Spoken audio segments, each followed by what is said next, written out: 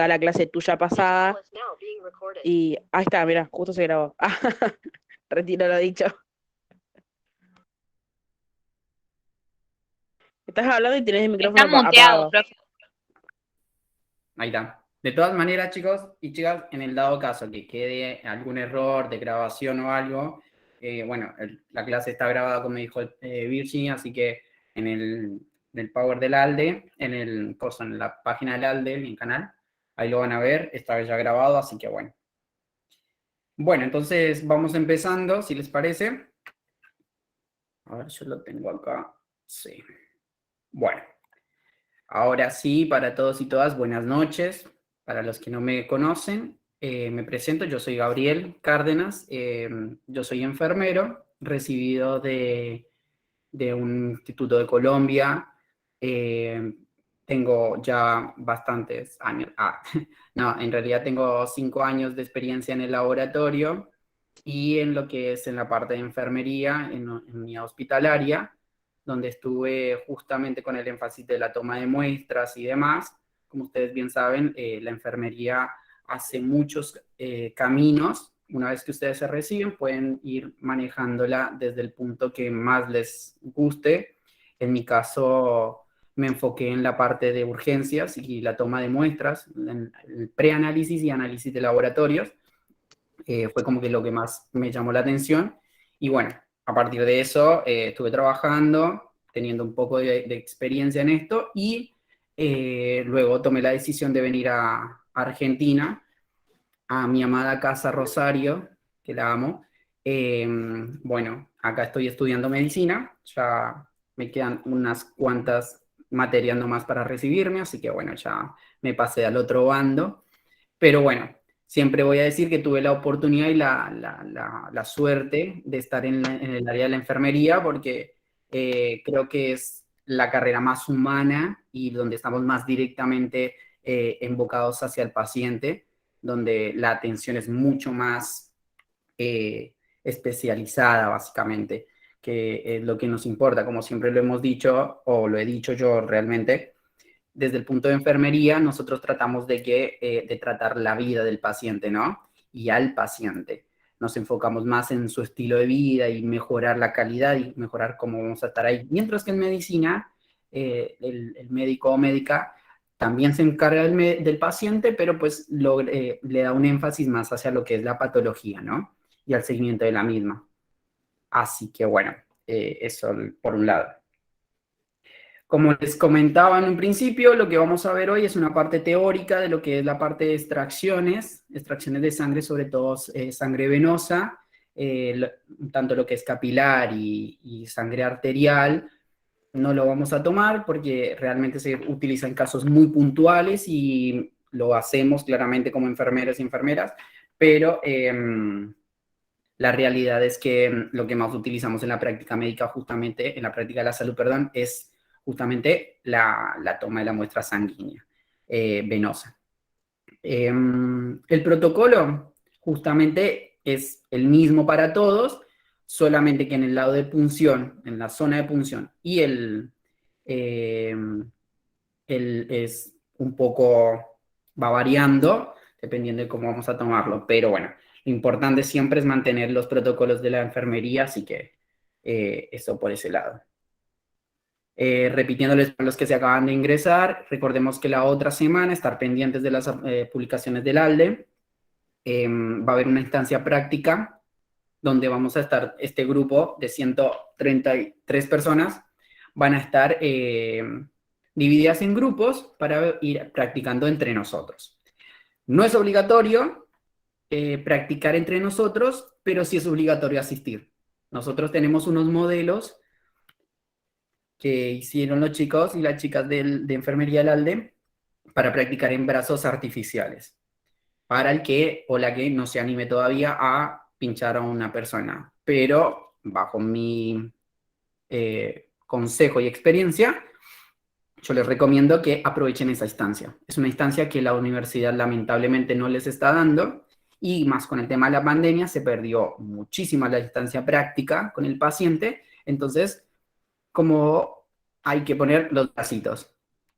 Perder el miedo, realmente más que un hematoma o realmente más que alguna complicación local, no va a haber. Pueden existir algunos casos, pero un poco más extremista, pero estamos llevándolo ya, como bien dice la palabra, extremista. Así que mi invitación es a que lo hagan, se animen, se copen al momento. Vamos a estar justamente con el grupo dividido con otras personas de las chicas del ALDE, donde vamos a estar ahí enfocados tratando de acompañarlos en el proceso de la extracción. Bien, voy a presentar el Power. Aguárdenme un cachito. Presentar, creo que se hace acá. Soy nuevo en esto, chicos, así que... Tac. Avísenme cuando aparezca la pantalla.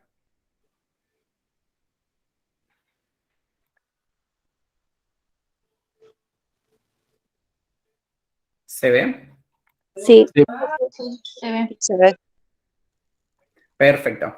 Bueno, les repito, yo voy a estar encaminado viendo el Power, no los voy a poder ir viendo, así que vayan anotando las preguntas, los y las que no pueden hablar, y los vamos viendo por el chat, y si me quieren interrumpir, lo hacemos. Presentar. Bueno. Es muy probable que en la grabación no se vea el Power, así que vamos a...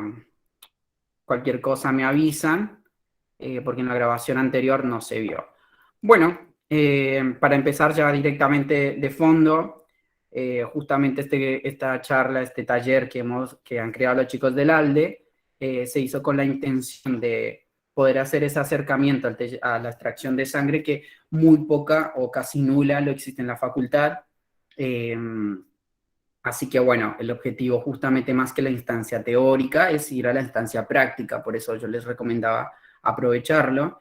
No tiene ningún interés ni político ni nada por el estilo, sino la idea es justamente aprovechar el desarrollo de los y las estudiantes, así que no hay nada mejor que la práctica ahí entre nosotros. Comentario, yo cuando cursé enfermería, nosotros éramos un grupo bastante grande, como todos y todos sabemos, está muy reducido el personal masculino en la enfermería, hay más mujeres que hombres, y en la instancia práctica hicimos de todo, y cuando digo todo, es todo. Perdón que le interrumpa, ponga ocultar ahí donde dice ocultar y dejar de compartir. Acá, ahí. Sí, ahí se ve bien. Gracias. No, Gracias, sí, tenías razón. Así que bueno, cuando estuve ahí con los chicos en la facultad, justamente la práctica, a mí, por suerte, cuando llegué al área hospitalaria, iba un poco más canchero porque justamente practicamos entre nosotros. Practicamos todo lo que es hasta inclusive el pasaje de sonda vesical, nasogástrica, extracción de muestras de todo tipo. Así que no fui tan nuevecito a la práctica y como que ya me sentía un poco más canchero. Así que bueno, aprovechemos esa parte.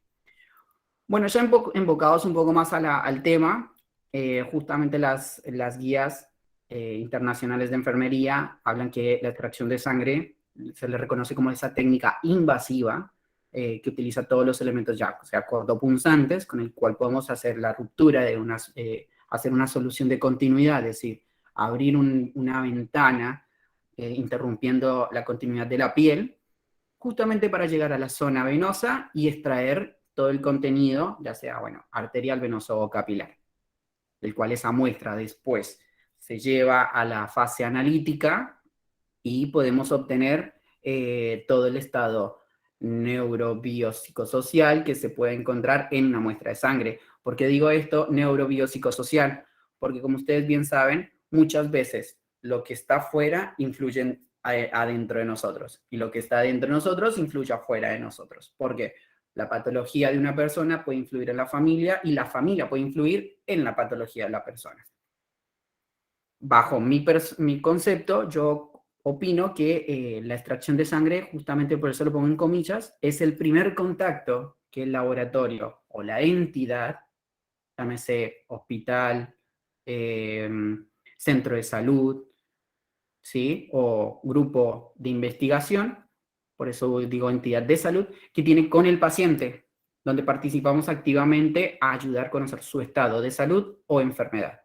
No siempre la extracción de sangre indica que el paciente está enfermo. A veces también justamente lo hacemos por control, lo cual después de la pandemia se ha perdido bastante, y es lo que nosotros y nosotras como enfermeros y enfermeras tenemos que, y como profesionales de la salud, tenemos que intentar incentivar a las personas a que vuelvan a la unidad de salud, a que vuelvan a arraigarse al sistema y vuelvan a los controles, que no todo es COVID, que hay otras patologías también que tienen que chequearse, que se tienen que controlar, y obviamente con el sedentarismo, el encerramiento que hubo y demás, bueno, con más verán necesitamos ese control de salud, el bienestar de la persona.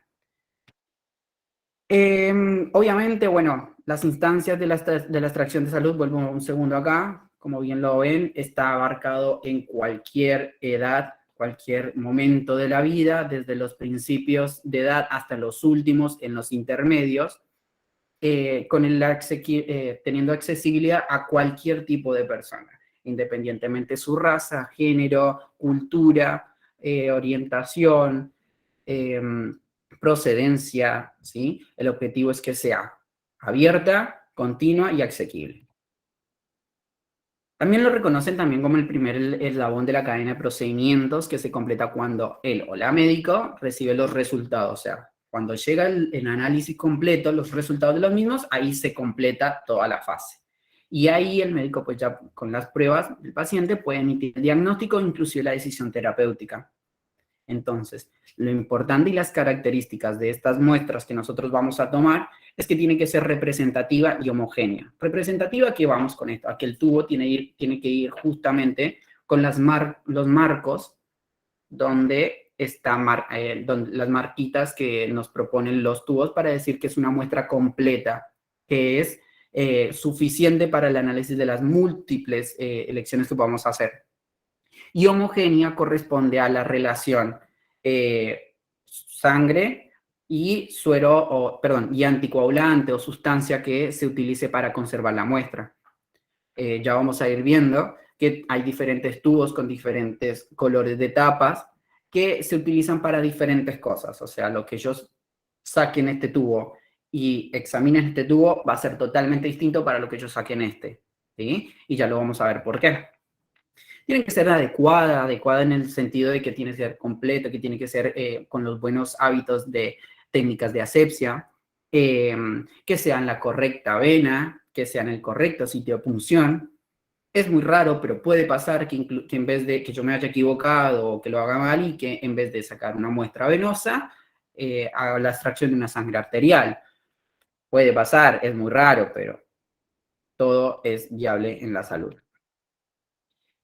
Bueno, como bien lo saben, están las diferentes técnicas de extracción sanguínea, como lo saben, que es la punción venosa, la que más utilizamos en la mayoría de los casos, que es donde analizamos toda la química y demás que viaja por esta sangre. Ahora tenemos la sangre arterial, es donde vamos a utilizar ciertas pruebas más específicas, como la que tenemos acá en la segunda, que usualmente lo utilizamos para ver lo que son los gases arteriales o alguna que otra química que también podemos analizar en la sangre arterial, que es la que en teoría no está tan contaminada.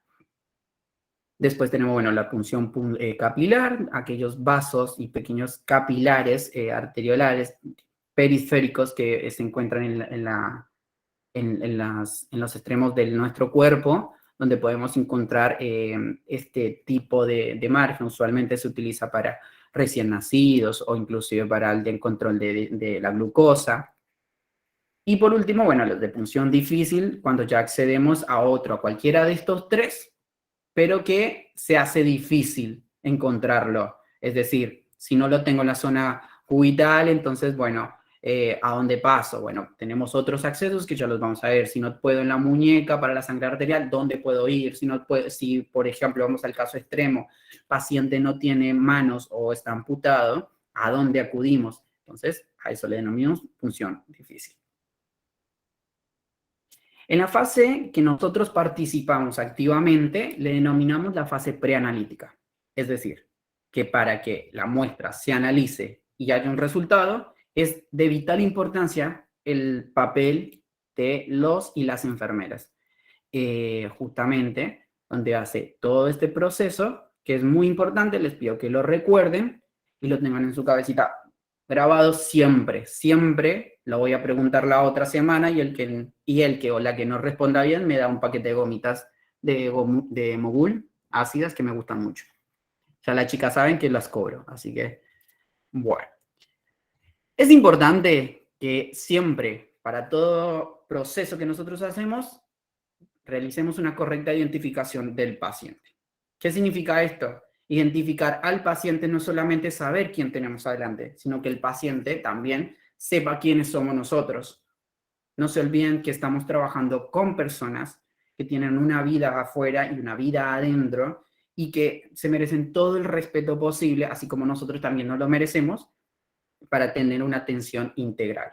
En este caso, es presentarse, quiénes son, qué hacen, a qué se dedican y qué es lo que le van a hacer al paciente. Explicar correctamente este proceso y si hay darle la oportunidad al paciente para que nos consulte si tiene alguna duda, alguna pregunta, algún miedo, que es una información tan importante que depende del paso 1, ustedes van a poder avanzar en los próximos pasos. Ya les voy a dar un ejemplo. Y en este caso, al conocer al paciente, cómo se llama, qué patologías tiene, a qué viene,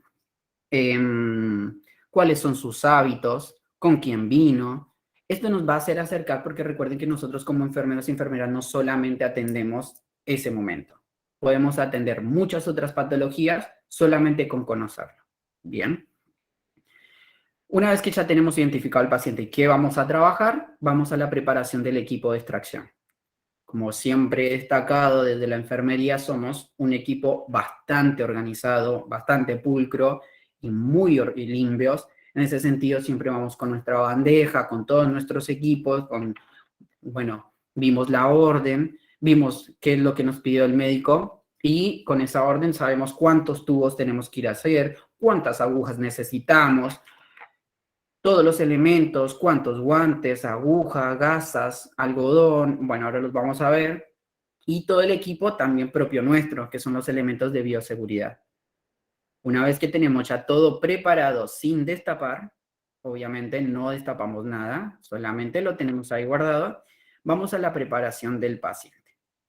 Para la preparación del paciente, primero empezamos con nosotros. ¿Qué hacemos cuando vamos a atender un paciente? El correcto lavado de manos, ¿sí?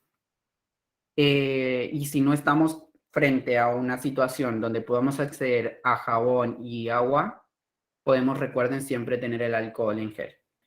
Un correcto lavado, palma con palma, dorso con dorso, palma con dorso, nudillos, interdigitales, pulgar, pulgar y de arriba hacia abajo. De arriba hacia abajo, obviamente sin estos elementos hermosos que a mí se me ven geniales, pero en el momento de la práctica recuerden que no los necesitamos para nada. El reloj se va, las pulseritas se van, los anillos se van, ¿sí? Todo esto nos va a ayudar a eliminar cualquier proceso nosocomial. Como bien saben los que han visto el tema, la nosocomial es justamente un proceso nosocomial es cuando dentro de un lugar o una práctica de salud, nosotros además de la patología que ya tiene, le agregamos otra patología más. Esto además con un virus, una bacteria, un parásito que la adquirió dentro del sistema de salud o la unidad hospitalaria. Entonces, justamente evitamos todo eso cuando ya estamos preparados con nuestro uniforme correctamente puesto. Si no tenemos uniforme, el guardapolvo totalmente cerrado, ¿sí? Eso de ir con el guardapolvo abierto no queda canchero y para la foto de Instagram copadísimo, pero adentro no se ve muy bien.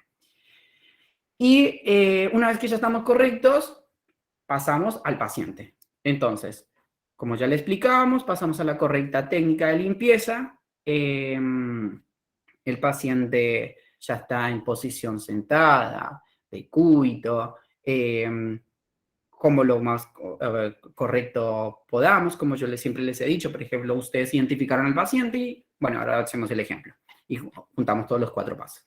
Bueno, preparación del paciente es eso. Por último, pasamos, a lo que es la inspección y la selección de la zona de punción.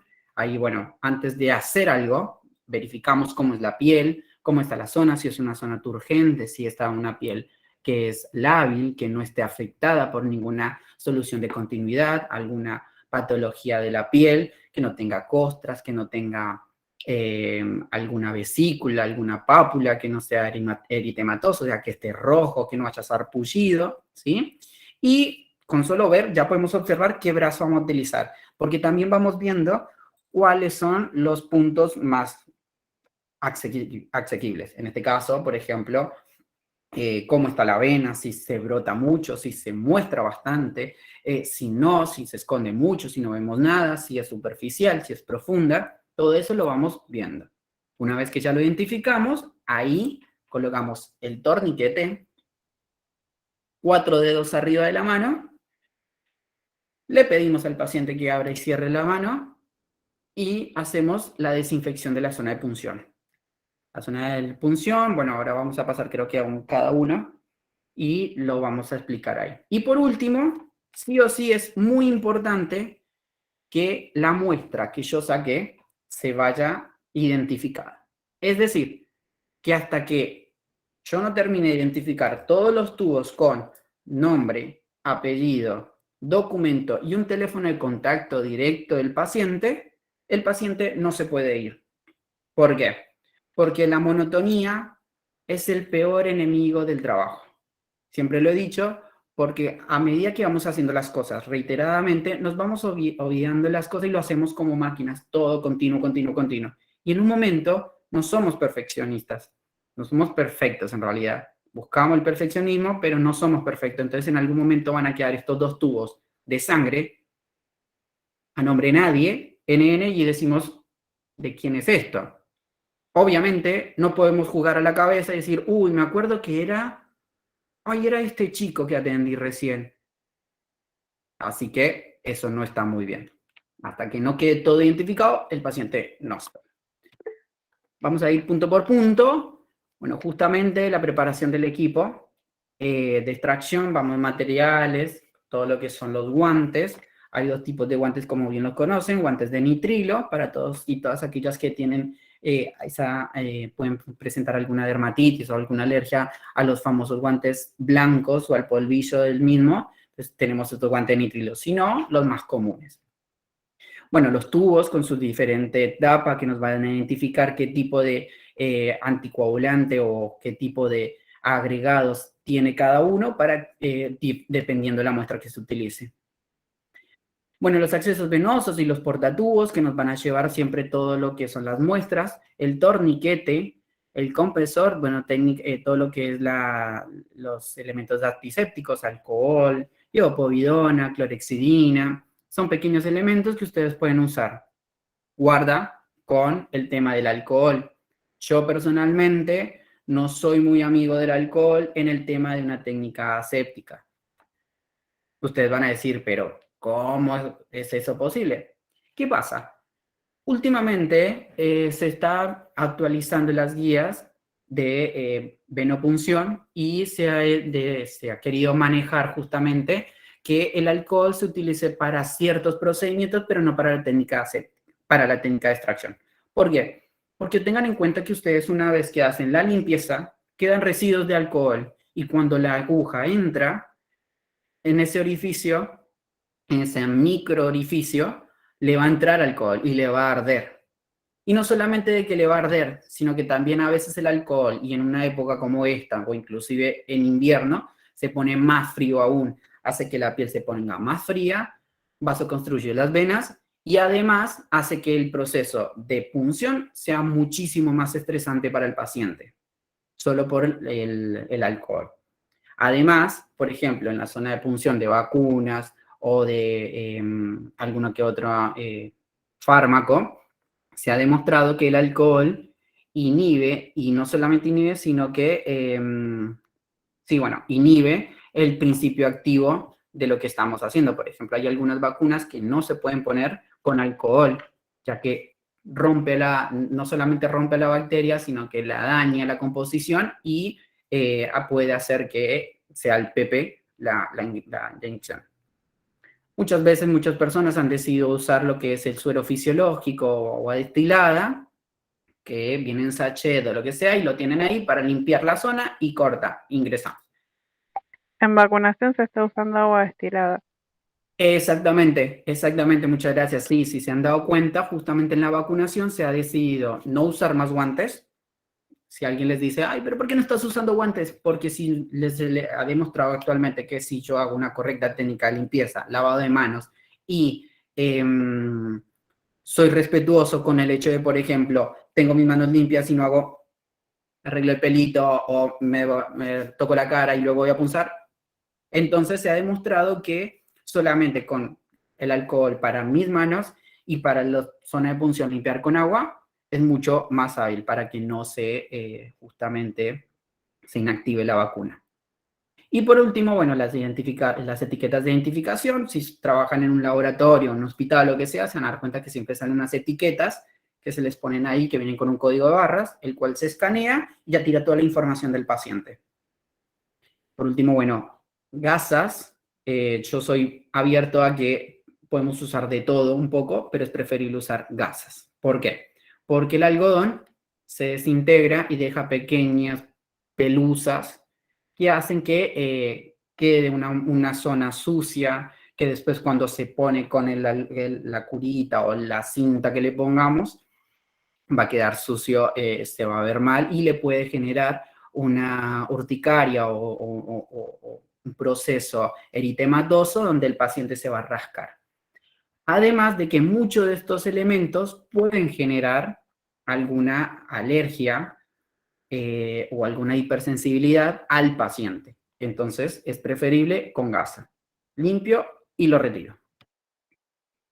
La preparación al paciente es muy importante, como bien los dije. Esta imagen a mí me encanta porque justamente observamos que el torniquete está a 4 centímetros, a 5 centímetros o 4 dedos, es lo que yo marco, 3 en pediátricos o 4 en adulto. Con 4 dedos desde la zona de punción hasta donde termina esos 4 dedos, quiere decir que acá pongo el torniquete, no más arriba, no más abajo.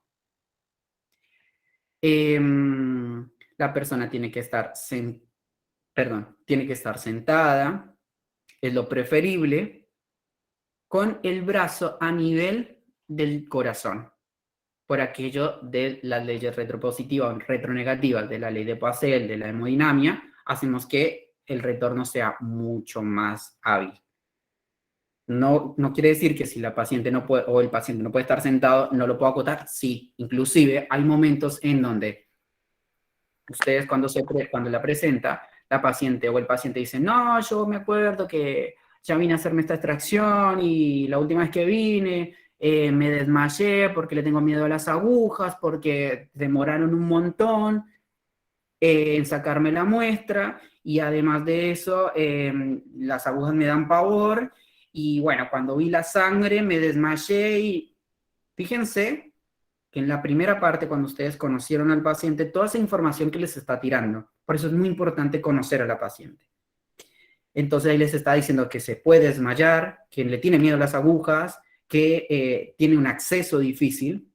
Jueguen con esa información. Entonces, bueno, listo, ¿quieres acostarte? ¿Quieres mirar a otro lado?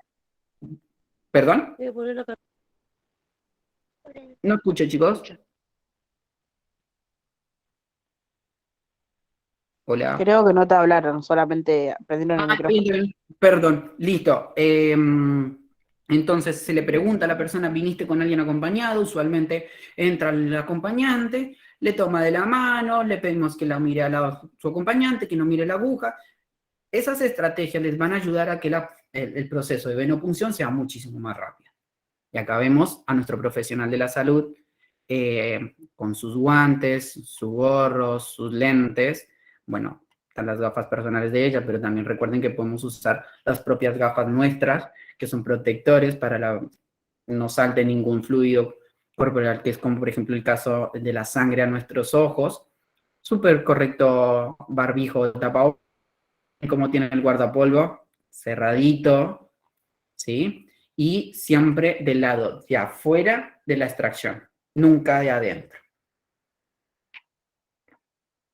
Bueno, pasamos a la zona de desinfección. Esto me encanta porque los y las que me conocen, cuando estuve dando el taller de punción, de vacunas y demás, y de extracción, saben que yo soy re hinchabolas con el tema de desinfección.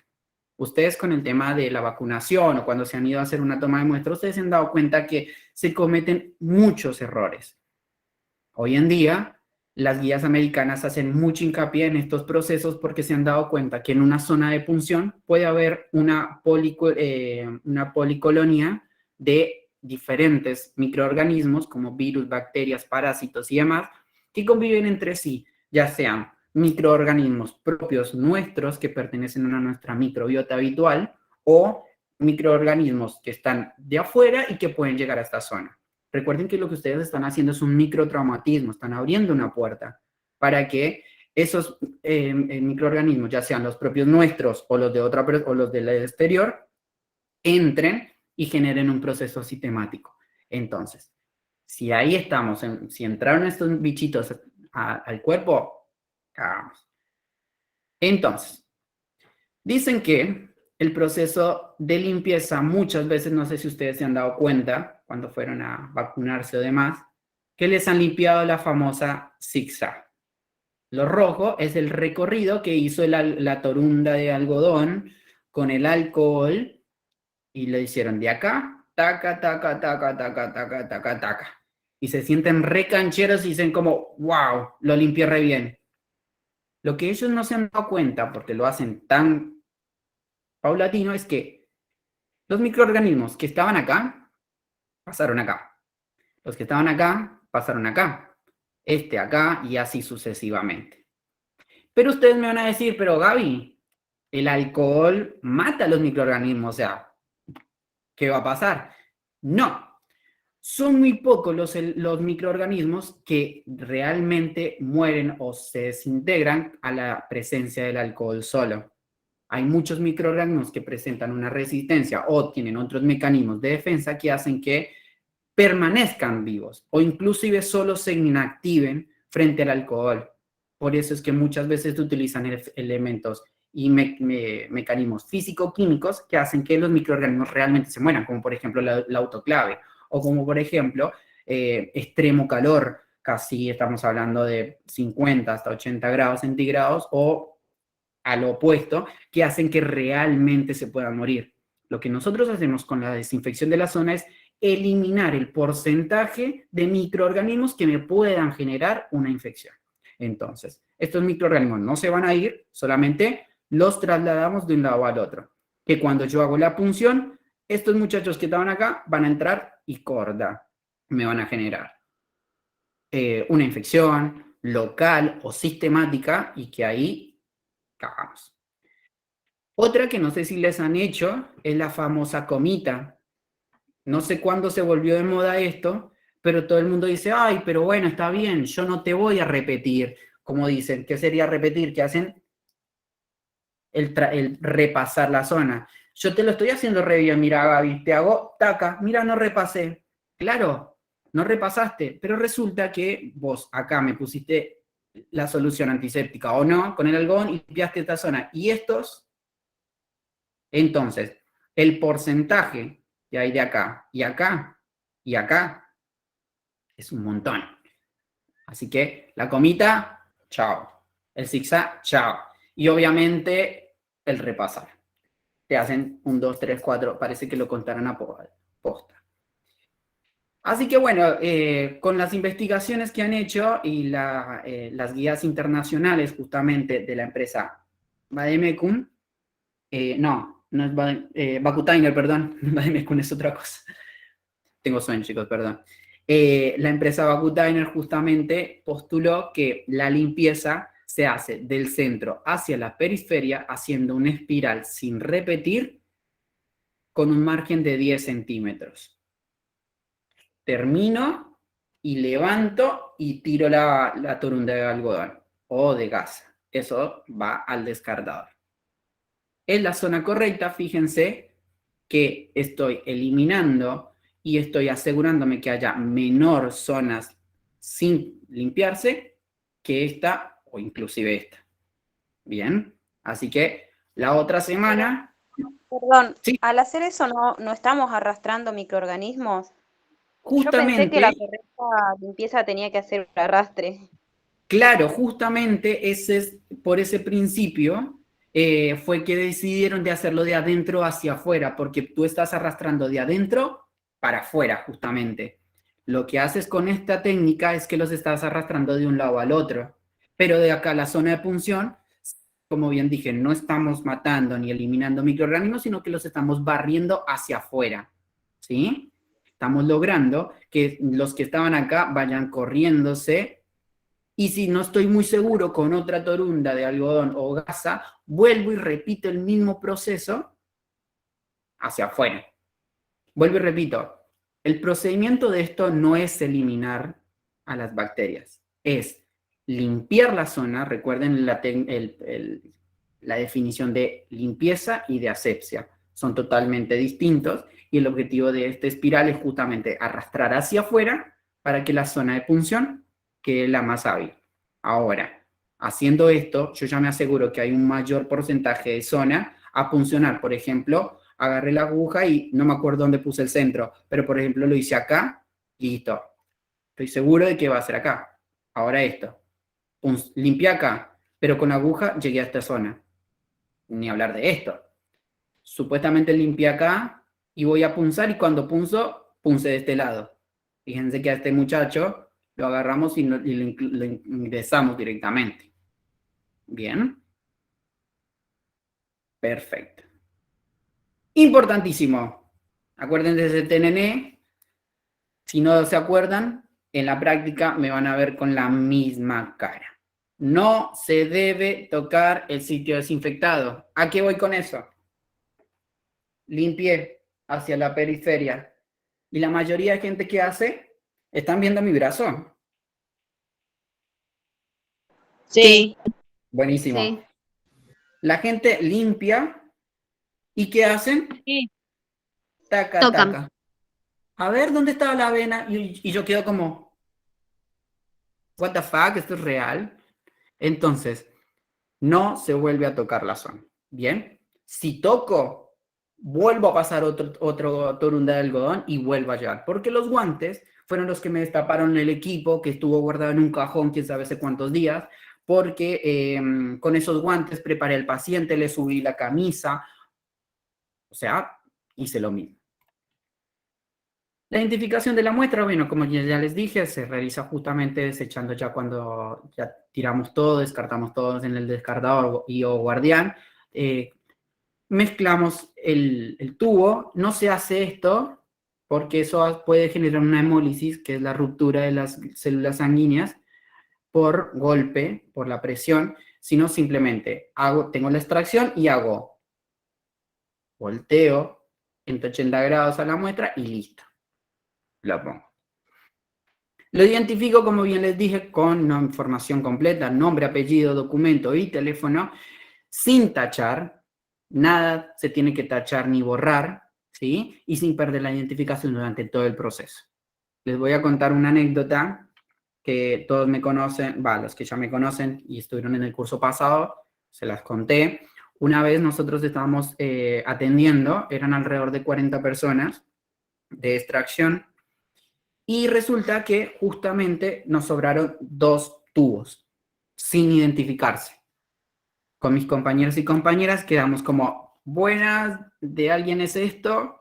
Y todos quedamos como, no sé. Resulta que a nosotros nos tocó llamar a las 40 personas y decirles, buenas tardes, porque ustedes tienen que decir la verdad, porque si se arma un proceso legal, si ustedes omitieron o dijeron mentiras, el proceso legal va a ser peor para los profesionales. Entonces, tuvimos que llamar a las pacientes y avisarles y decirles la realidad. Miren, hay 2 muestras sin identificar y realmente no sabemos a quién pertenece. Por consiguiente, si ustedes quieren volverse a hacer la extracción, les solicitamos que vuelvan otra vez al laboratorio porque vamos a tener que sacarles otra vez muestra. Imagínense en el garrón, hubo despidos, hubo de todo, porque nosotros no podemos simplemente identificar y ahora piensen que de todos esos 40 habían señores y señoras de la tercera edad, muy adultos, que no tenían un acceso difícil imperdonable, pacientes con comorbilidades, pues, los pacientes con hipotiroidismo, con obesidad mórbida, es muy complicado el acceso. Y habían pacientes pediátricos, así que, bueno, se nos mandó el garrón de la vida. Por eso es muy importante identificar la muestra. Bien. Métodos de extracción venosa, vamos a conocer en síntesis estos 3. Los que hoy en día el sistema público y algunos privados todavía utilizan es el famoso sistema jeringa-aguja. Todos lo conocemos, es una jeringa común con su aguja de venopunción, donde hacemos la extracción y se vuelca el contenido sanguíneo en el tubo, corta. Otro de los métodos que se está empezando a utilizar de justamente esta empresa Vacutainer es el sistema al vacío. ¿Qué significa esto?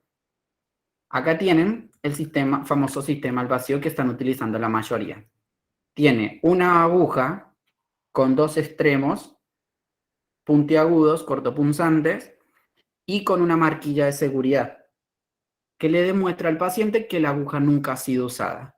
Fíjense, en el momento que yo la abro, ahí se rompe la marquilla de seguridad. Por consiguiente, por más de que yo las una, ahí se ve la ruptura de la marquilla.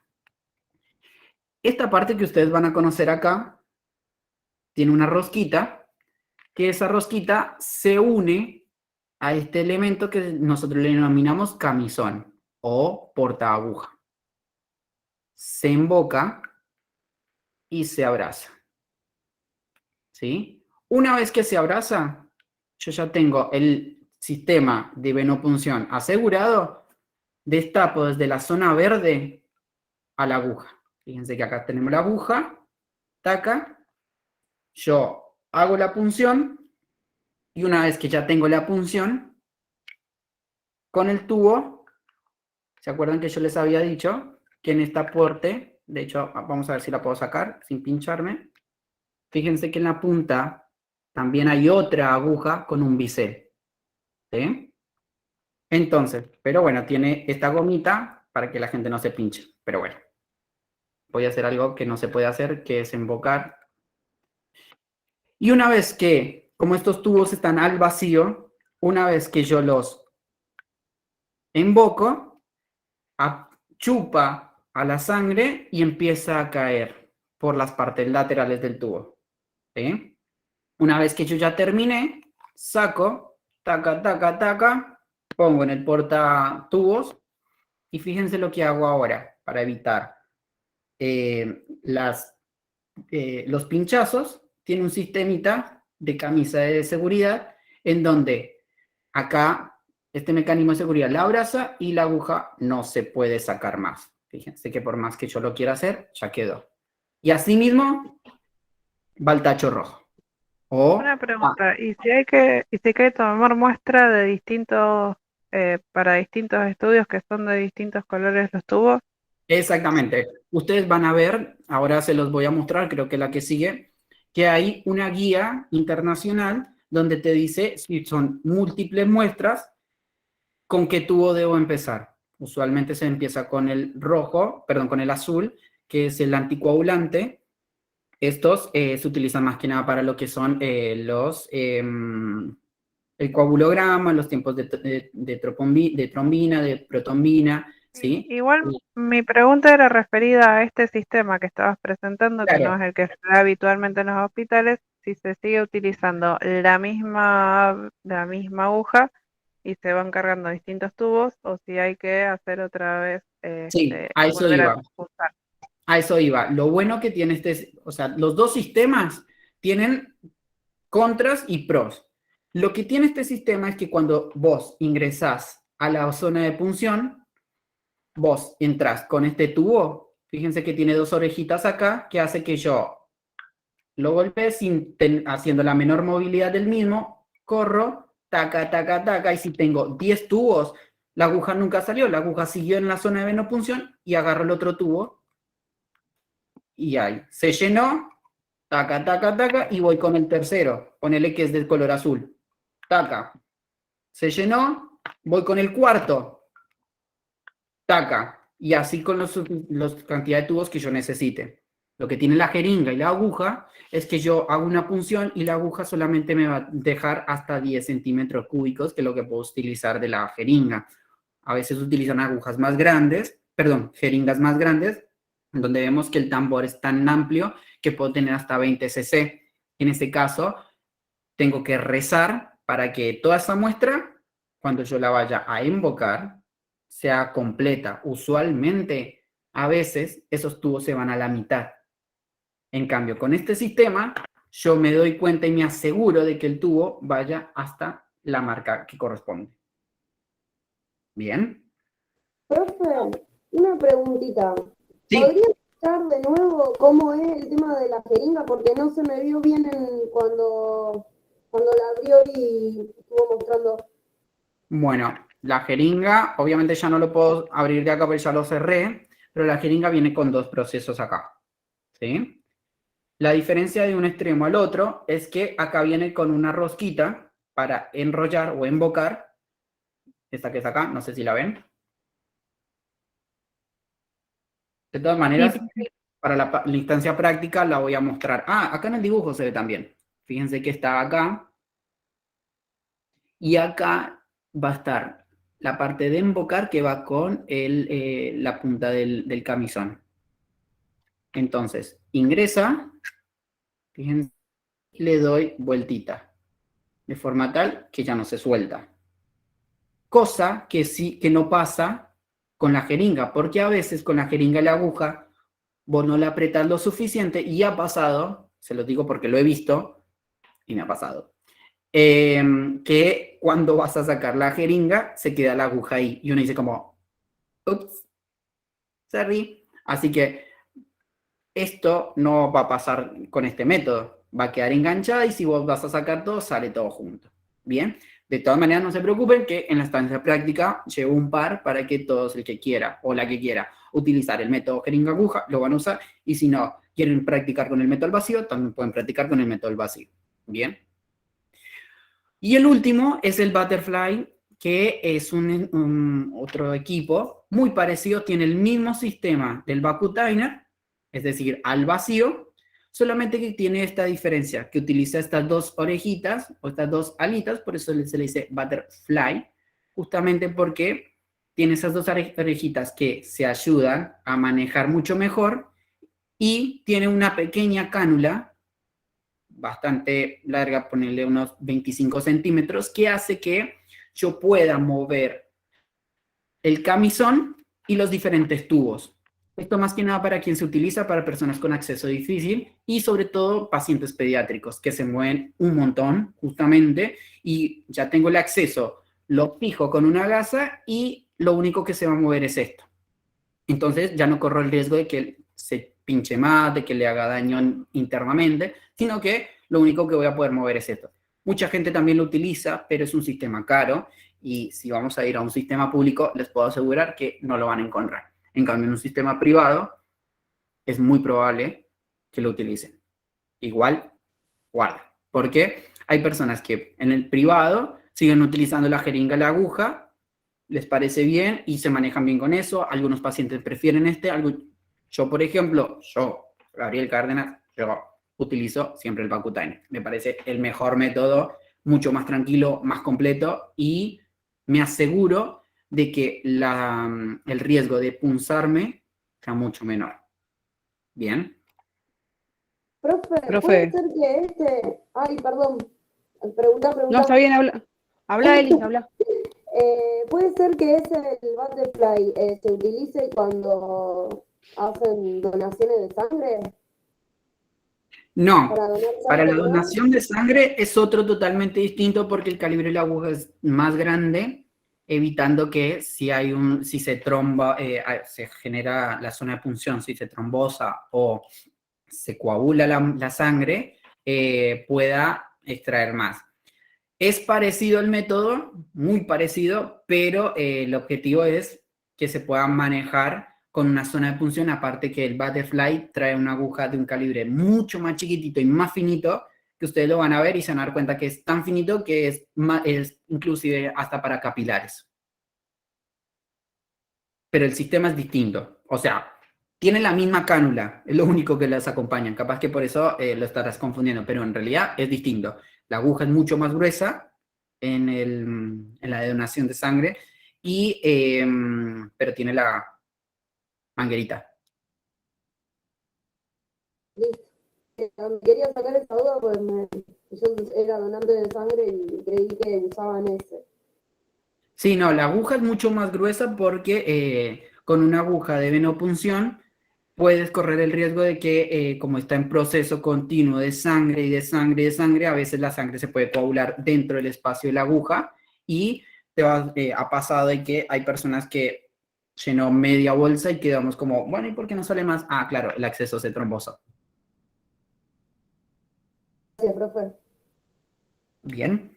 No, por favor, con mucho gusto. Después, bueno, recordemos las zonas de punción. La más común es justamente la fosa cubital o antecubital, donde vamos a tener lo que es las venas del brazo y antebrazo, que, como bien dije, como siempre les he dicho, chicos, recuerden que esto no es ley.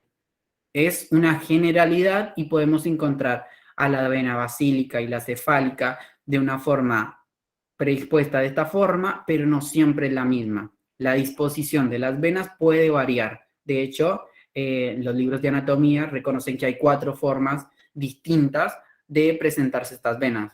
Yo creo que hay muchísimas más, y bajo lo que he visto, la disposición de las venas, y dependiendo del músculo y dependiendo del brazo, puedan ser más superficial, puede ser que la cefálica viaje así, y luego entre por acá, y luego caiga acá, y luego entre por acá. Y lo mismo esta. Ahora, lo que es la unión medial cefálica, también justamente a veces no está acá, a veces está acá, a veces está acá, a veces está un poquito más arriba, pero lo ideal es que esté a nivel del codo, ¿sí? Tenemos estas zonas, pero cuando esto se nos hace difícil, ya lo punzamos varias veces, pasamos al segundo intento, que es en la zona del antebrazo, sobre todo casi llegando a muñeca, vamos a encontrar justamente la vena radial, que nos va a aportar, es la que usualmente utilizamos, o la cubital, es la que utilizamos para lo que es el acceso periférico. El venoso, justamente para pasarles líquidos, administración de medicamentos y demás, utilizamos esta. Bueno, esta también podemos utilizarla para la extracción de sangre. Ahora, no pudimos, también se nos complicó. Vamos a la otra instancia que le gusta a más de uno, que es la muñeca.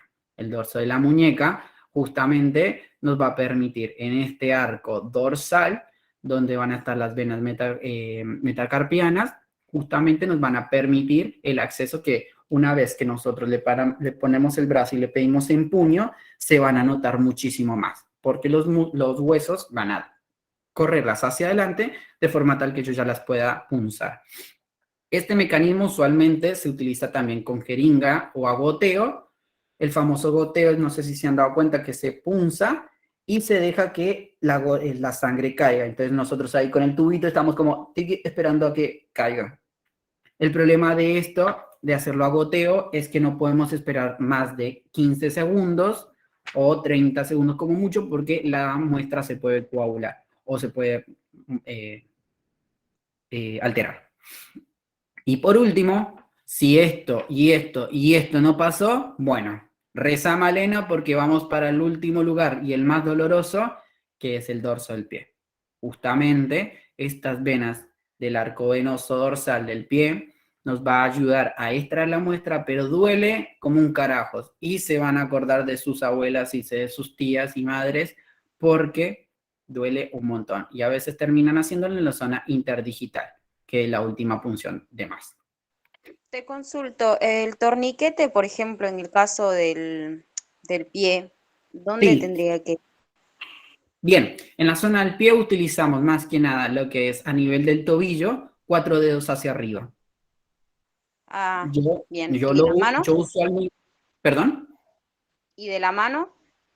Y de la mano vamos a utilizar las cabezas del cúbito y del radio, ¿sí? Las que están acá, las que se le ven a Gaby, que es porque es bien flaquito. Bueno, esas ustedes las van a ubicar y lo mismo, 4 dedos hacia arriba y ahí lo pueden poner, perdón, desde el cúbito, sí, 4 dedos hacia arriba y ahí lo van a poner, es decir, de esta zona. Si es un pediátrico, lo mismo, 3. No antes de acá abajo, porque no van a permitir el retorno venoso. Va a haber muy poca sangre. Y además, acá está la unión de la muñeca, de los metacarpianos, y va a haber mucha presión, entonces no va a hacer que pase. Lo mismo en el pie. No lo hagan por debajo del tobillo, háganlo por encima del tobillo. ¿Listo? 4 dedos arriba. ¿Listo? O sea, siempre nos guiamos con 4 dedos y 3 en el pediátrico. Es lo general. 4 en adultos y en el pediátrico 3 o inclusive 2 dedos si es muy chiquitita. ¿Listo? Bueno, Sí, pero procedimiento, vamos de lleno a lo que es el procedimiento para la extracción de sangre. La técnica de venopunción que se esquematiza a continuación, bueno, es la indicada en todos los estándares establecidos, como les había dicho. Esto está en las guías, lo pueden encontrar en cualquier guía y justamente como lo hemos dicho, preparar el material, localizar la vena con el dedo índice, nunca con el dedo medio. ¿Quién me dice por qué no utilizamos el pulgar? Porque tiene por el pulso. Porque tiene pulso propio. Porque tiene pulso. Muy bien, excelente, porque tiene pulso propio y muchas veces lo que nos permite el dedo índice, no solamente encontrar eso, que es muy cortito en realidad, es muy chiquitito, sino que es muy suave ese pulso, sino que también lo que de la sangre venosa me refiero, sino que también nos permite encontrar la densidad y la capacidad de la vena de descender. O sea, fíjense, después lo vamos a ver, que si ustedes tienen el brazo y lo van palpando y ya se van al costado, cuanto más profunda es la vena, más diferente va a ser al costado. Si van acá al lado, ustedes se van a encontrar con otras estructuras más duras a diferencia de la vena. En cambio, el pulgar, al tener pulso propio, no solamente me va a dar una información totalmente errónea, sino que también tiene un poco más de piel. Y esa turgencia que tenemos acá es más densa que la de los pulgares, la de los índices y el dedo medio, porque como es un dedo ponible, es el famoso dedo de agarre. Entonces, es más duro que el otro. Entonces, la información va a ser completamente distinta. La percepción que nosotros vamos a tener. La limpieza, bueno, la guía sigue utilizando el alcohol al 70%. Como bien dije, miren, justamente acá lo dice, de manera circular del centro hacia afuera. Y dejar sacar al aire, el abanico que le soplo, no se utiliza, se espera y si le puse mucha solución, esperamos que se seque. La punción de esta se realiza a 25 grados, bueno, insertando primero la aguja y posteriormente el tubo, respetando siempre esta toma. Mucha gente hace esto y luego entra, está mal, porque justamente se pierde el sistema del vacío. Una vez que yo ya puncé el tubo, este tubo perdió el vacío y por consiguiente ya no me va a servir si yo no estoy en vena. Que esa es lo malo de este sistema, que justamente hace que si yo no estoy en vena, no tengo forma de saberlo. A diferencia de la jeringa y la aguja, que cuando yo ya estoy en vena, voy a encontrar en esta zona que se va a llenar un poquito de sangre, después lo vamos a ver en la parte práctica, pero ustedes van a darse cuenta que esta zona se vuelve de color rojo oscuro, y uno dice, uff, estoy en vena. Pero este sistema no lo tiene. Entonces, muy importante esto. Importante, la aguja siempre entra con el bisel hacia arriba, o sea, mirándome. ¿Qué es el bisel? Es la punta de la aguja, ¿sí? Que es la parte más filosa, que está de esta forma, y tiene un huequito. Ese huequito me tiene que estar mirando a mí, siempre. Y tiene que estar dándole el otro, o sea, dándole la espalda a la zona de punción. ¿Por qué? Porque es la forma guía para entrar a la vena y así evitamos que no traspasemos la vena y no estemos en otra zona que no sea la vena. Entonces, por eso el bisel siempre para arriba. Importantísimo eso, ¿listo? Una vez que yo ya tengo sangre en el primer tubo, que ya se me empezó ya se llenó el primer tubo, retiro el torniquete, le suelto, por más de que yo tenga 10 tubos, el primer tubo me va a indicar que yo ya estoy en vena y por consiguiente ya puedo sacar tranquilamente los otros sin tener que mover la aguja. Le pedimos al paciente que relaje la mano porque está tenso y ahí le vamos a pedir que se relaje. Se me va a desconectar la compu. Aguárdame un segundo, chicos.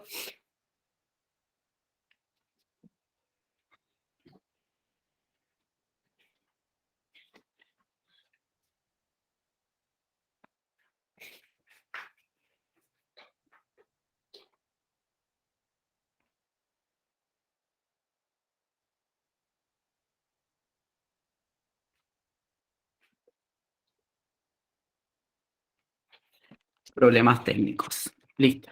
Ahí volví. Bueno. Relajamos, dejamos que se llene el tubo hasta el volumen establecido. Lo bueno que tiene estos tubos es que se llenan al vacío y una vez que llegan al nivel que ya tenemos, por suerte no se llena más que eso. Se permite la relación anticoagulante-volumen de sangre y listo.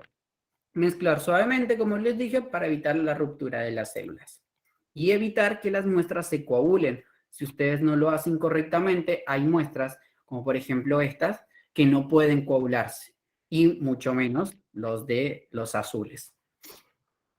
El amarillo, ustedes se pueden dar cuenta que esta sí se puede coagular porque no es lo ideal justamente, pero al ser suero, acá hacemos todo lo que es en suero. Entonces, fíjense que en la parte inferior tiene una gomita, un gel, que cuando pasa a la centrifugadora, hace que ese gel divida el material sólido, es decir, las células, con el plasma. Entonces, todo lo que es la parte sólida queda abajo y el suero queda arriba. Entonces, de ese suero hacemos la química, pero esta no se centrifuga y tampoco el azul. Así que siempre tener en cuenta eso. Una vez finalizado el proceso, bajamos la tapa de seguridad que yo les había mostrado. Bien. Bueno, pequeñas observaciones a tener en cuenta. Recuerden que el torniquete está unos 10 centímetros por... bueno, acá está mal. Perdón, acá lo puse mal. En realidad son... perdón. Son 10 centímetros por arriba de la zona de punción, que si se dan cuenta son alrededor de 4 dedos. Se aplica, un torniquete suavemente, de forma que puedas sentir el pulso. Y esto es muy importante, la duración del torniquete no debe exceder 1 minuto de tiempo. Porque, justamente, si tenemos el torniquete más de 1 minuto, hay un éxtasis de hemoconcentración y se alteran todos los valores que pueden dar.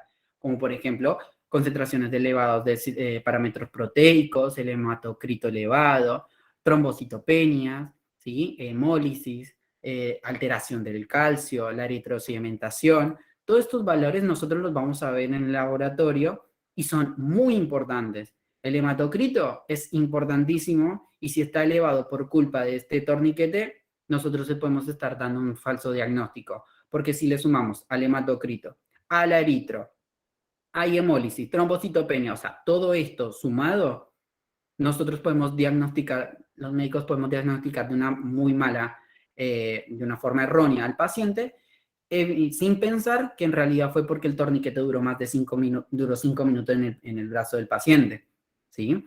Entonces podemos decir que, por ejemplo, el paciente puede estar inestable químicamente hablando y en realidad no fue así. Así que muy importante con esto. Me demoré más de 1 minuto, no pude encontrar la zona de punción, suelto el torniquete y paso al otro brazo.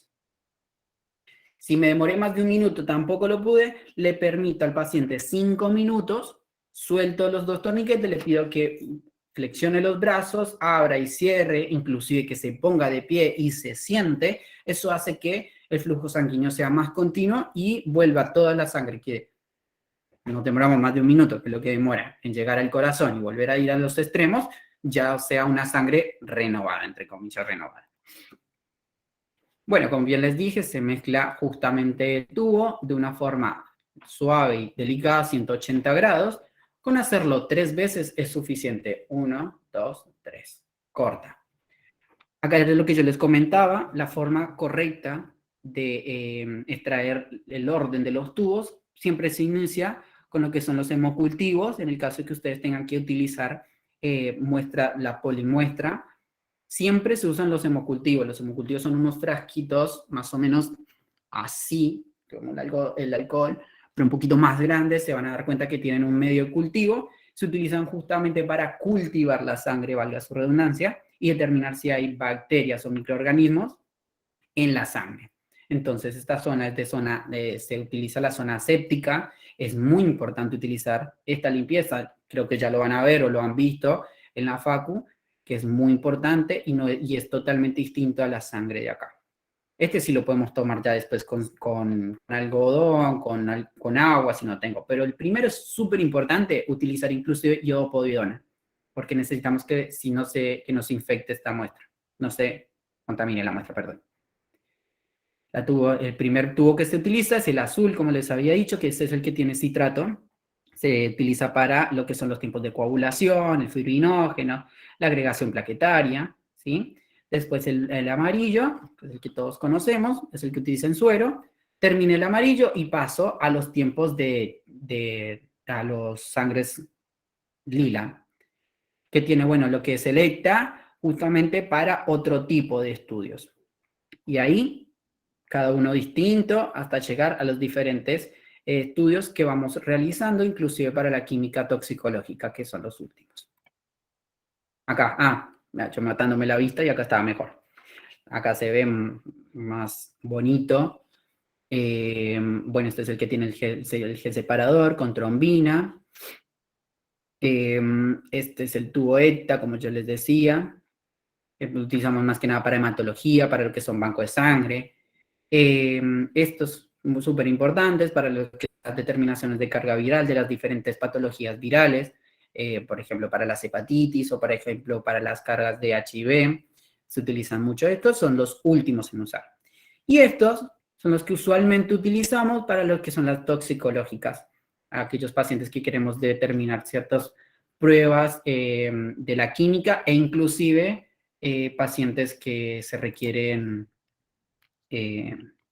para drogas ilegales.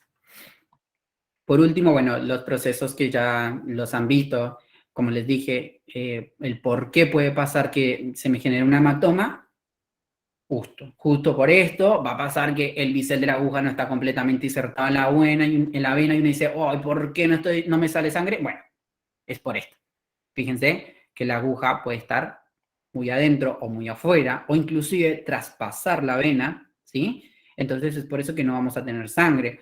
Justamente uno de los procesos que más hacemos, de los errores que más cometemos es, entro, como lo ven acá en el dibujito, entro y a veces hasta la saco tanto que la aguja queda en el espacio conectivo de la piel, o sea, entre la piel y la vena, o sea, en el medio, y como ya punce la vena, va a salir sangre, pero no hacia la periferia, sino va a estar en contenido conectivo. Entonces, justamente, por eso es que vamos a ver que la muestra del paciente se le genera un hematoma.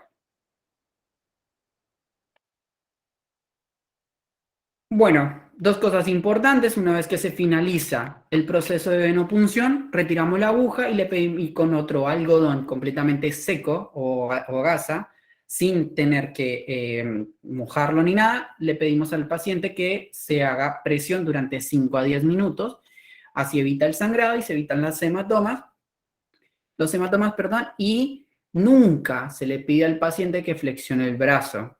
Ustedes van a decir, ¿por qué? Si yo la mayoría de veces he visto que la gente se saca sangre y van con el brazo así, tipo, me duele el brazo. No, en realidad no se le pide esto porque ustedes están haciendo un microtraumatismo que hace que la piel y el músculo también a veces quede lesionado. Aparte, recuerden que las venas no tienen esa capacidad elástica que tienen las arterias de dilatarse y volverse a contraer, o viceversa, son un poco más densas, más contenidas, más rígidas. Entonces, si yo le pido al paciente, le hice un microtraumatismo y luego le pido que haga esto, cuando él o ella va a estirar el brazo, le va a doler tanto porque la piel, la vena y el músculo, si tocamos músculo, va a quedar contraído de esa manera en la posición inerte que yo le dejé. Entonces, cuando haga esto, le va a doler. E inclusive va a permitir que la vena se separe y el microorificio también se abra. Y ahí se le puede generar un hematoma. Entonces, como le digo al paciente, tranca, anda con el brazo hacia abajo, por debajo del corazón, porque hay presión negativa, entonces, por la hemodinamia, hay menor presión de sangre, y que se vaya con los deditos oprimidos. Tipo, taca, así, sin tanto drama queen. Bueno. Y entonces, ¿por qué te dicen que flexiones el brazo? La mayoría, el veces que me ha ido a sacar sangre yo o mis hijos, pasa eso.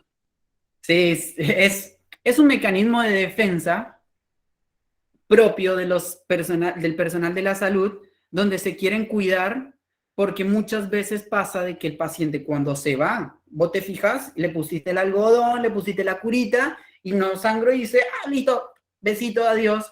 Pero resulta que hay pacientes que están anticoagulados, por ejemplo, o hay pacientes que tienen algunas patologías, o inclusive el solamente esfuerzo de mover el brazo hace que se le salga la sangre, o mal llamado, se desangre, y cuando vuelven te dicen, che, escúchame, me está sangrando, se me salió la sangre, y llegan con todo el brazo lleno de sangre, y uno dice, ups, y viene por la sala de espera, y vienen los otros pacientes mirando al paciente que acaba de salir con el brazo sangrando, entonces se van a asustar. Y bueno, eso genera, aparte que la sangre es súper escandalosa, solamente un poquito de sangre y la gente se altera. Ya sea el profesional o los pacientes se alteran. Entonces, por eso, por medida de seguridad, que realmente no es una medida de seguridad, pero bueno, equivocadamente se piensa que al flexionar el brazo, mi antebrazo está presionando al brazo y hace que le genere esa presión de hemostasia, en vez de hacer esto y hacerte la presión. La misma presión que hace el dedo, lo hacen con el brazo. Entonces, por eso les piden que vayan con el brazo flexionado. Pero pruébenlo, inténtenlo y después me cuentan. Si yo tengo la razón, me regalan un paquete de gomitas de Mogul. Listo, entonces. Listo, bueno. Y hemos terminado esta instancia teórica. Vamos a dejar de presentar. Bueno, se me fueron 33 personas. Qué feo. No, mentiras. Bueno, a ver. Voy a mirar. Vamos a empezar con... Vayan pensando si tienen alguna duda, consulta. Y si no, yo por acá voy leyendo los comentarios. Uy, ¿se escuchaba muy entrecortado? No, dice que se escucha bien. Listo. Bueno, cualquier cosita, de igual manera no se preocupen, que durante la instancia práctica yo siempre hago unos pequeños refuerzos, así que bueno, vayan con tiempo. Usualmente la instancia práctica dura 2 horas, así que bueno, ahí utilizo para que media hora de reforzar estos conocimientos. Les pregunto unas pequeñas cositas, se va a hacer un pequeño quiz. Los voy a bochar, mentira. Y ahí, después de que eso ya pasó, van y practican. Si quieren hacer muchas veces, lo hacen. Si no, con una sola vez está bien. Ustedes solo van viendo. ¿Siempre es el mismo número de aguja? No. El número de aguja depende depende del paciente. En la instancia donde ustedes visualizan la zona de punción, ahí ustedes se van a dar cuenta si la vena es una venota así de grande o si es bien finita. Entonces ustedes pueden ir balanceando con los diferentes tipos de calibre de venas, de agujas que van a encontrar en la práctica. Entonces usualmente la práctica los va a llevar justamente a eso. Entonces, profe, una pregunta. ¿Y los que no se les nota la vena, en ese caso, cómo se haría? Los que no se les notan la vena, justamente es una de las complicaciones más grandes en la práctica y es como lo que más te hacen sufrir. Uno dice, ¿para qué viniste? Andate por donde viniste. Porque te hacen transpirar hasta el alma, pero mi recomendación, les voy a dejar una tarea muy grande que pueden hacerlo desde ya, es toda persona, los van a mirar raro desde ya, pero a la gente de enfermería nos miran raro, así que ya fue, vayan y a toda persona que ustedes vayan conociendo, ustedes díganle, a ver, préstame tu brazo un segundo, y entonces ustedes van a taparse los ojos, o cierren los ojos, miren para arriba, y con el dedo toquen el brazo, y empiecen a trabajar para que su dedo y su cerebro empiece a reconocer las distintas texturas, porque, como les decía en el grupo anterior, hay pacientes que la vena no se ve, pero se siente. Cuando yo la toco, muchas veces veo que desciende y me voy al costado, acá está duro, acá desciende algo, está como una gomita, pero acá ya no se siente, entonces voy al frente, pero voy al costado. Entonces van reconociendo y se van imaginando en la cabeza, en su cerebro, van imaginando el recorrido de la vena. Como por ejemplo, está acá, taca, taca, acá desciende, esto desciende, acá ya no está, a ver dónde está, acá está. Y va subiendo. Entonces, mi recomendación es que hagan esa tarea. Bien. Por ejemplo, a mí, profe, me pasa que en el brazo derecho nunca me encuentran las venas, pero en el brazo izquierdo siempre me las encuentran. Y es muy probable que eso pasa, capaz me voy a equivocar, pero muchas veces pasa de que las personas que somos diestras utilizamos más ese músculo para escribir o para manejar o para usar cosas, entonces el músculo sobresalta la vena. Ahora, los que son zurdos, por ejemplo, van a tener todo lo opuesto. Usualmente la vena de la mano izquierda hacen que se broten más, porque el músculo, como bien les dije, empuja las venas para afuera y las arterias van interno, en su mayoría, hacen que irriguen y demás. Así que la vena usualmente está más expuesta en pacientes zurdos en el brazo izquierdo y en diestros en el brazo derecho. Tengo una consulta, profe. Sí, dime. Respecto a qué hoja vamos a utilizar cuando hagamos las prácticas, las pediátricas o las normales. Y vamos a tener un poquito de todo. Vamos a tener jeringa y aguja, van a haber jeringas pediátricas, van a haber agujas pediátricas, van a haber agujas de venopunción, ¿sí? Inclusive vamos a tener otras jeringas que usualmente algunos utilizan, que son las de, como la de la insulina más o menos. Bueno, usualmente se utiliza mucho eso también. A veces, ustedes se van a dar cuenta que un paciente de 63 años, 60 para arriba, su contextura física desciende, entonces uno dice, no le puedo tomar una aguja normal. Entonces vamos a utilizar una pediátrica, porque es mucho más finita, es mucho más adaptable. Así que vamos a tener un poquito... Una consulta le quería hacer con respecto a lo del torniquete. Sí, por Que favor. usted dijo que no debe estar más de 1 minuto. Pero, por ejemplo, cuando te extraen sangre con jeringa, lo hablo por experiencia, te dejan el torniquete puesto mientras te están haciendo la extracción.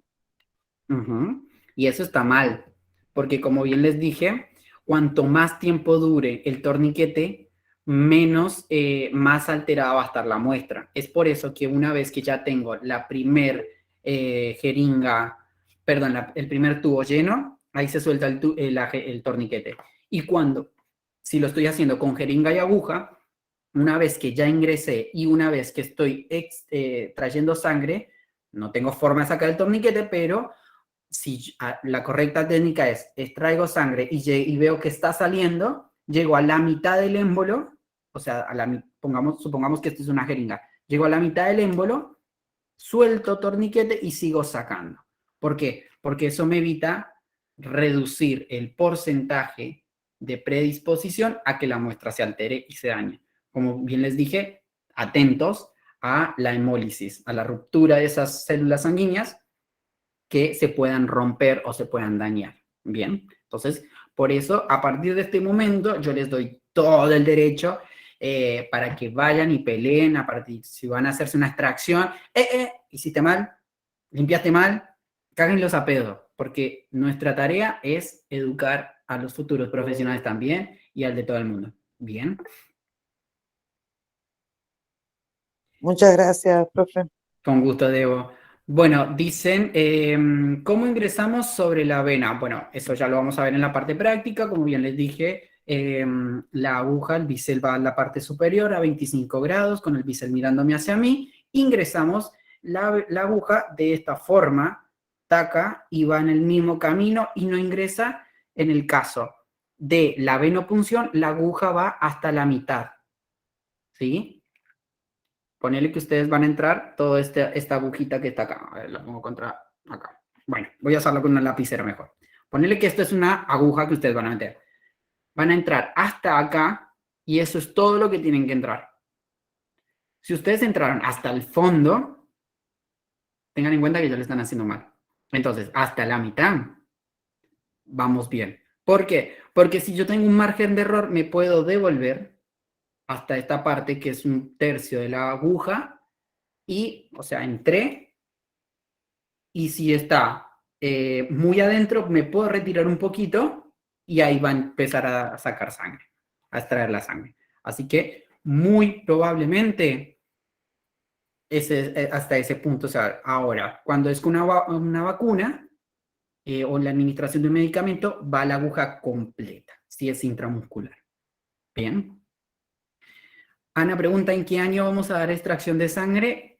Realmente creo que no lo hacen en la facultad, por lo que escuché. Yo realmente no tengo entendido cómo es el pensum de la facultad de enfermería, pero por lo que escuché de varias personas en los diferentes grupos, cursos, supe que más que un texto no les dan. Entonces, justamente por eso es que los chicos del ALDE hacen este programa, este taller, para que los y las futuras enfermeras y enfermeros tengan esta mínima instancia práctica para que aprovechen y lo hagan, porque salen y van directamente a la trinchera. Así que es ahora o nunca.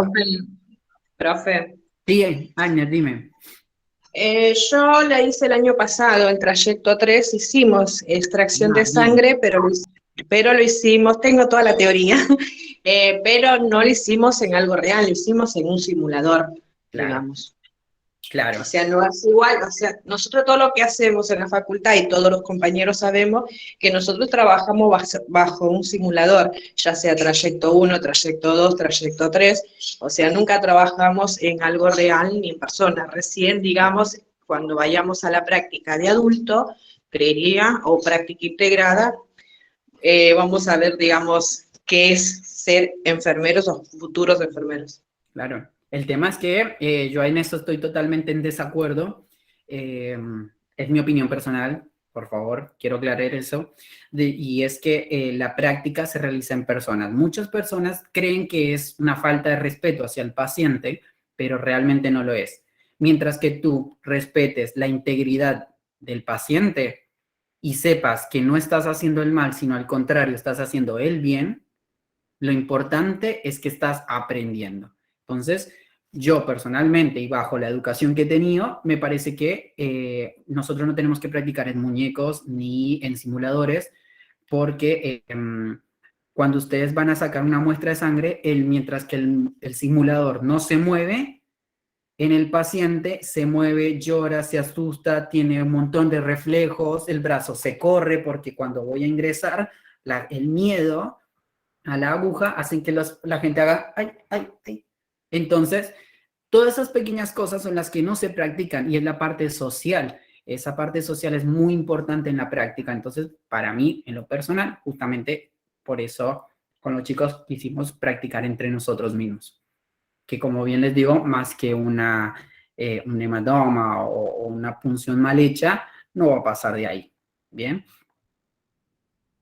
Bien, después me preguntan acá, ¿se pide repetir el laboratorio si hace esas concentraciones elevadas? Sí, por supuesto que sí, eso obviamente es la integridad de cada médico o médica. Hay algunos que se quedan con esos valores, pero bueno, nosotros lo relacionamos con la clínica, es decir, la historia clínica, la anamnesis y demás, y observamos. Sí, son cosas que, pero no tiene que ver, tiene factores de reactante de agudos, alterados, pero no tiene fiebre, bueno, lo vamos viendo, entonces ahí decimos, listo, tal vez sí, tal vez no.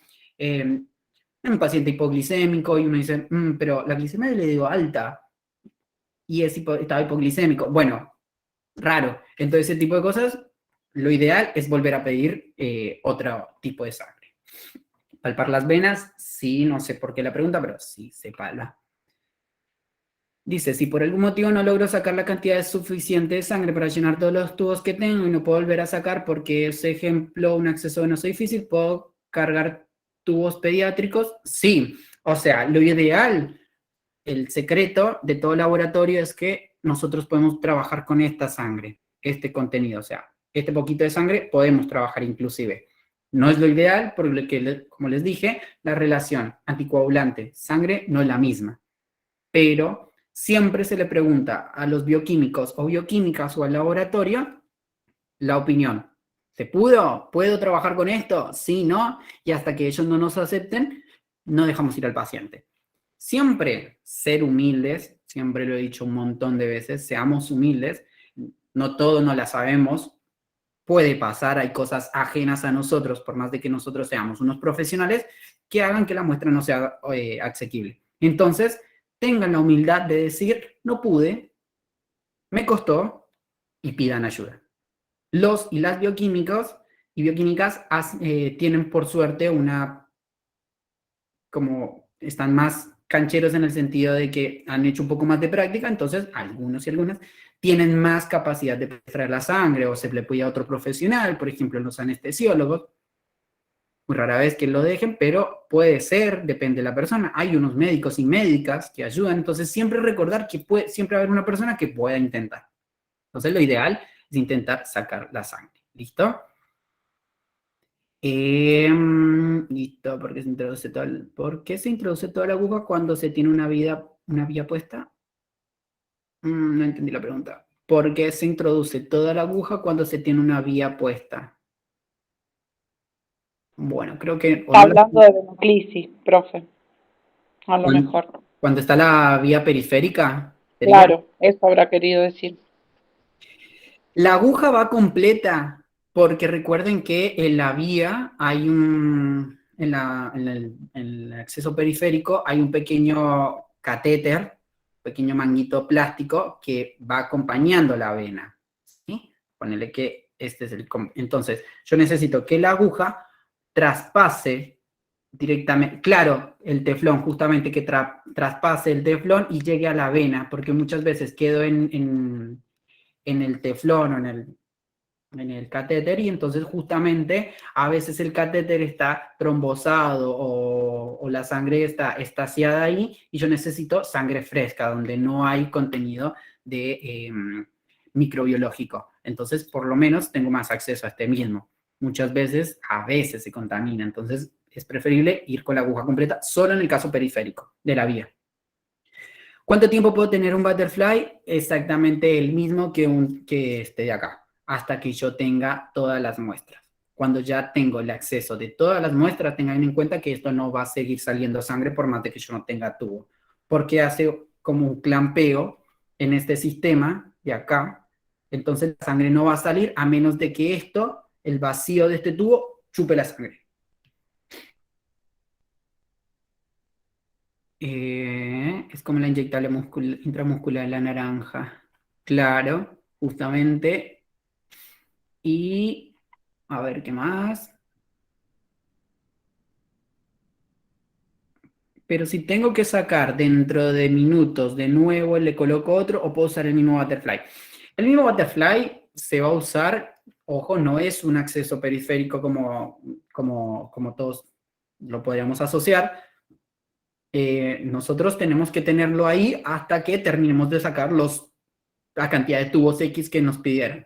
Ahora, si ya terminé los 10 tubos, los retiro, me voy y ponele que a la hora la muestra no fue suficiente y necesitamos hacer otros, ahí sí utilizamos otro butterfly, pero no siempre el mismo, obviamente, la aguja está usada. Pero si usamos otro, solamente si tenemos que volver a punzar. Bien, chicos, ¿alguna otra duda, alguna otra consulta que se me haya pasado? No sé si hablé muy rápido. Profe, ¿las prácticas en qué horario son? Porque yo, por ejemplo, puedo de mañana, de tarde no puedo. Y ahí te digo, ¿Cuándo fue? Las chicas me confirmaron. No sé si las chicas de la Bien están por ahí. Acá estoy. Amiga, ¿te acuerdas cuándo son las prácticas? Lunes. Las prácticas serían el próximo, este lunes no, el próximo viernes de esta semana que viene, de mañana, y el próximo lunes también de mañana, porque vos podías solamente de mañana. O sea, si vos por Sí. ahí decís, En este che, caso, mirá, tengo un lugarcito a la tarde, bueno, el que pueda y quiera a la tarde. sí, vamos a intentar hacerlo. Lo ideal por ahora, tenemos abiertas los grupos para dividirlos a la mañana. Yo trabajo justamente en un laboratorio, entonces trabajo a la tarde, entonces me va a costar un poquito y realmente solamente puedo hasta ahora a la tarde y ya estamos muy cansados y creo que no tenemos espacio también. La otra vez nos sacaron cagando básicamente a esta hora, así que no pudimos hacerlo mucho, casi que nos dejan encerrados, nos dijeron. Se van o los dejamos encerrados. Otra consulta, ¿son 2 días o solo un día? ¿Cómo debo? Las prácticas, ¿hay que ir los 2 días o solo uno? No, en realidad es lo que yo les digo, solamente un solo día de clase de práctica. Tenemos esas 2 horas para practicar en suficientes brazos y una vez que se vayan con esa práctica realizada, mi invitación siempre es vayan a casa y agarren a su pareja antes de que les pongan los cuernos, entonces aprovechenlo, sáquenle toda la sangre que puedan, háganlo sufrir y después cuando les pongan los cuernos, así ya no lo van a poder hacer, o sí. Pero, no, mentiras. No, pero bueno, sí, Profe, en ese momento yo diría que se lo hagan después. Cuando se enteran de que ya le metieron los cuernos, pinchenle por todos lados. ahí va la yugular. No, mentira, chicos, por favor. Esto está grabado, por Dios, no. Mi matrícula en el pie. Bien, Ailén. Ailén entendió todo. Muy bien. En el pie. Qué mala influencia. Chistecito, chistecito. Chistecito. Nunca, nada, no los van a ver, chicos. Tranquilos. O sí. O sea. Por las dudas. Yo siempre he dicho, por las dudas. Claro. Sí, obvio. Las dudas, aprovechenlo ahora. Agárrenlo ahora o agárrenla. Claro, agárrenlo o agárrenla ahora que pueden, que se aman, entonces tipo, che, vamos a aprovechar, tengo que pasar una sondita vesical, ¿quieres aprovechar? Listo. Yo, ¿sabes cómo? Practiqué. Así que bueno, eso, aprovechen. Por favor, no. Ideas, por favor, esas ideas. No. Está bueno el curso, me encanta. No sé si es... Gracias. Gracias, Denis.